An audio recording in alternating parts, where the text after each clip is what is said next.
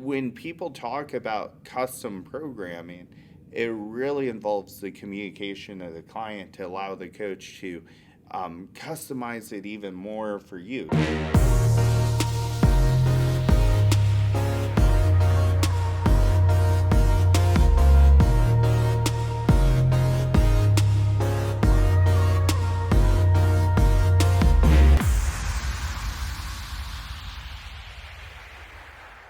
All right, guys, we're here for part two. We're going to talk about the more advanced phases of Candice's prep. So, we did the first show. You bit the bug, or the bug bit you, we should say, and you fell in love with the sport. And here we are at Nationals. So, we got some more kick in your step. So, one of the big things that I planned for you was being ready early for the show. I didn't get you ready as early as I would have liked. Remember, I said probably 4 weeks out, but I think about 2 weeks out was when we started upping carbohydrates just a little bit.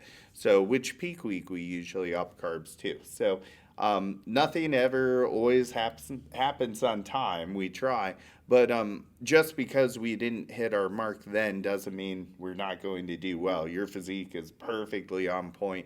If you guys watched Candice's video on us reviewing her posing, you're perfectly on point. So I feel great about how the prep went. Those last 4 weeks, we really started pulling calories pretty low. Tell us a little bit on how you got through that, because I remember you're so active on your team Zoom calls. I love that. The people that are active, or at least stay tuned and watch the Zooms that we record afterwards, usually do the best, because one of the reasons I like doing those is you ask questions on there that I think other people don't think to ask, and that doesn't make me value anyone less as a client, but it actually helps bring other people up to kind of start thinking about their journey.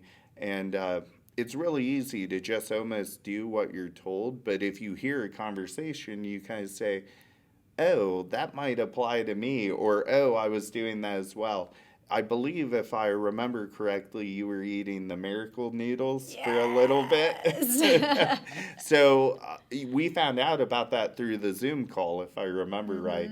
So tell us a little bit about that last 4 weeks once we pulled those miracle noodles, which were kind of a crutch for you.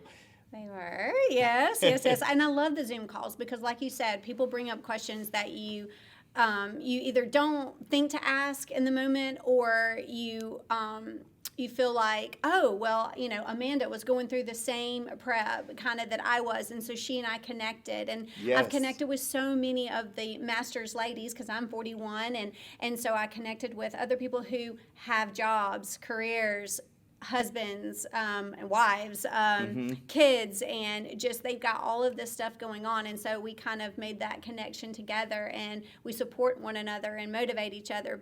And believe me, that really came into play because I didn't realize just how low I would have to get my calories, because we didn't have to go as low for my first show, but now we're at the national level, so you got to bring that national physique, and so it was really difficult. I think being able to have my YouTube channel where I am talking about what I'm going through and having the response that I have from other people who've been through it, I think helped. Having that teammate support helped. But the way I got through it is I just had to do it. Yeah. I mean, just knowing that I have the privilege of being able to do this. It's a mindset thing. It's not, oh, I can only eat this, or I can't eat that, and looking at it in a very negative way.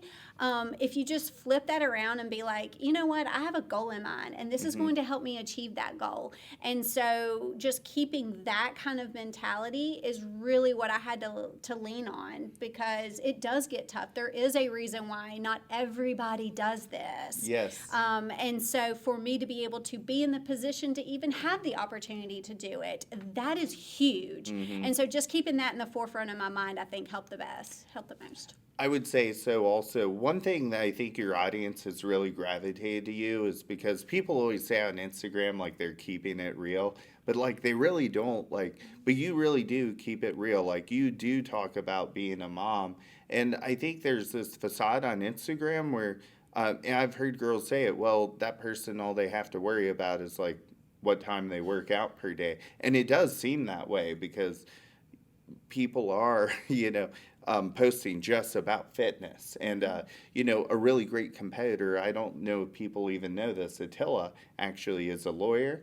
But you never see that because she's posting about fitness all the time. And I think a lot of times we forget or make excuses for ourselves that, well, we don't do this because we have a job 8 hours a day. And, having a disabled daughter, I think people are like, wow, that would be very hard to manage on a day-to-day basis. And on top of that, you're holding it down with working as well. And the fact that you post about your other life outside of fitness, I think really helps people realize and motivate them and say, hey, maybe I can do this too, because she's dealing with maybe a lot more than I am. And I think that's so cool that you share that part of your journey. Well, I think your struggle can be your why. I mean, my daughter is my why. For you guys that don't know, my daughter has spina bifida. She's paralyzed from the waist down. She'll be 5 next week. And so, I have to be able to lift her to transfer her. I have to be able to lift her wheelchair and get it in and out of the car. I have to be physically strong. And so I was already staying in shape because of her. And so now I want this opportunity to show her that it doesn't matter what you've got going on in your life or what struggles you have. You can set a goal and you can go after it and you can achieve it and still find that balance between being a mom and a wife and being able to do something good for yourself. Yeah.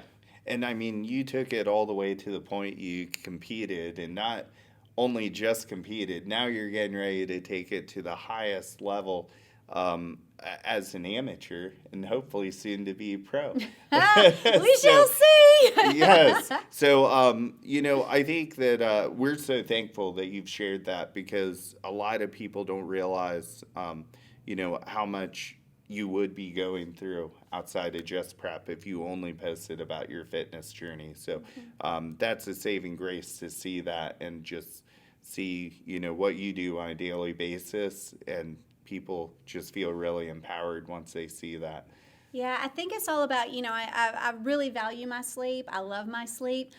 But to be able to fit everything in, especially getting to that national level, doing the hour 20 minutes of cardio every morning, I had to get up early before my daughter got up, or it wasn't going to get done for the day. And so I had to, do without a little bit of sleep. Yeah. However, you had me taking some supplements that would help decrease my adrenal glands. And so it wasn't working overtime, and how to decompress at night. And so I think all of those different things helped to where I could get a good quality sleep of the hours that I was getting and go to bed early. Poor my husband.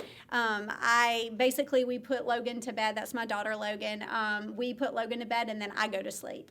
So we really haven't had, that time together that we would normally have. Right. But he's been so supportive, and I think that that's been a big key to me being able to do this, as well as I have a supportive spouse. Absolutely. I've been around a lot of husbands in the industry. James is amazing. And he's one of those spouses that definitely really stands out in terms of, out of all the clients I've worked with, somebody who is really genuine and really a great soul. I just sense really great energy and vibes off of him. So that's one thing I definitely wanted to give him a shout out. Second, I remember a little pit road that we had when we were emailing, and, cardio was getting higher. And we actually ended up lowering calories instead, so you could actually do more things with your daughter, because there was kind of a teeter-totter point. And I think you saw this because of one of the Zoom calls. You had said, hey, do you think we can cut back on my cardio for a bit and lower calories?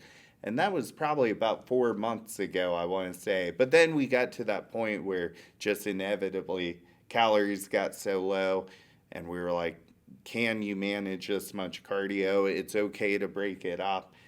However you can get it in, you can. And I think that dynamic's really important, that you communicated that with me and said, hey, I'm going to have a real hard time doing this like right now, but later on towards the end of prep, I can probably increase that a bit. Yeah, and you were very instrumental in, whenever I brought that up to you, you were like, okay, well, let's do, 2 separate sets of cardio, or let's break it up into 3 times a day and only do this many, many minutes. And so you were so willing to work with me and work around my busy schedule until I figured out what worked for me. Yeah, and since you do have bigger shoulders, we can even skip shoulder day to make sure the cardio's hit or things like that. So a lot of people don't realize how many dynamics can be involved. And when people talk about custom programming, it really involves the communication of the client to allow the coach to customize it even more for you. So again, for anyone on this audience, in this audience, just know it's really about that communication for that fine-tuned customization and tailoring for each person's needs. So thank you guys for joining, and we'll give you guys a post-show update soon.